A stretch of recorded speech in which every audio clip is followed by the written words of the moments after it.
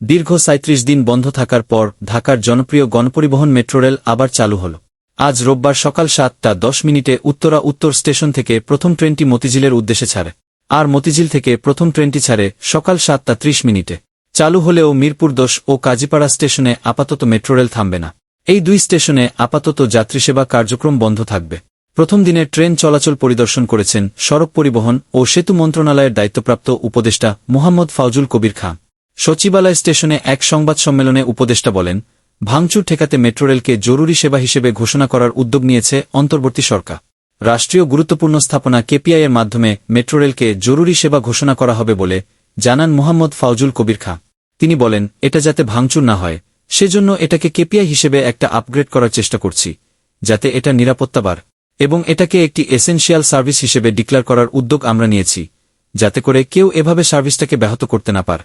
যারা ভাঙচুর বা ক্ষতিগ্রস্ত করার চেষ্টা করেছিল তাদের চিহ্নিত করে ব্যবস্থা নিতে কোনো পদক্ষেপ গ্রহণ করবেন কিনা এমন প্রশ্নে উপদেষ্টা বলেন, এখানে যে সমস্যা হয়ে গেছে, যেহেতু এটা গণআন্দোলনের সঙ্গে জড়িত ছিল, এখন প্রাথমিকভাবে সব মামলা তুলে নেওয়া হয়েছে। মুহাম্মদ ফাউজুল কবির খান আরও বলেন, আপনারা সবাই জানেন, যারা দেশকে পরিবর্তনের জন্য আন্দোলন করেছে তাদের পক্ষে এ ধরনের কাজ তো করা সম্ভব না। এটা দুষ্কৃতকারীদের আপনাদের কাছে তাদের ভিডিও আছে, ফুটেজ আছে। আমরা এর জন্য যথোপযুক্ত ব্যবস্থা নেব। কোটা সংস্কার ঘিরে আন্দোলন চলাকালে গত ১৮ জুলাই মিরপুর ১০ নম্বর গোলচত্বরে পুলিশ বক্সে অগ্নিসংযোগ করা হয়। সেদিন বিকেল ৫টায় মেট্রো রেলের চলাচল বন্ধ করে দেয় কর্তৃপক্ষ। এর পরদিন মেট্রো রেলের মিরপুর ১০ ও কাজীপাড়া স্টেশনে ভাঙচুর করা হয়।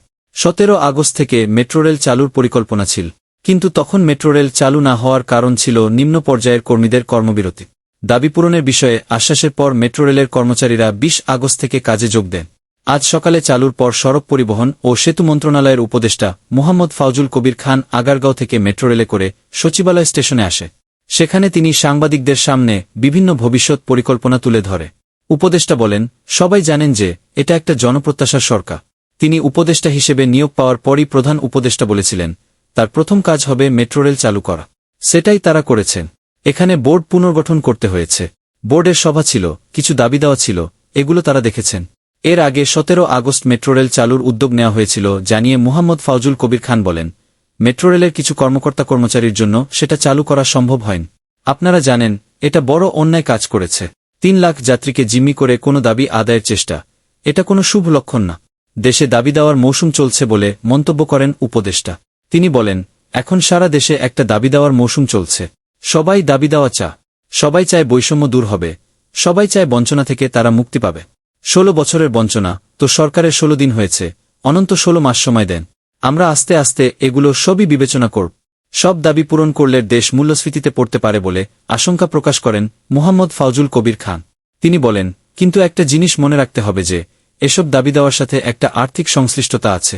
আপনার সরকারের যদি রাজস্ব না বাড়ে কিংবা অন্যান্য আয় যদি না বাড়ে, তাহলে এটা কোথা থেকে দেবে? এখন যদি টাকা ছেপে আমরা দিতে পারি, তাহলে তো মুদ্রাস্ফীতি হবে, তাহলে তো সাধারণ মানুষের অনেক কষ্ট হবে।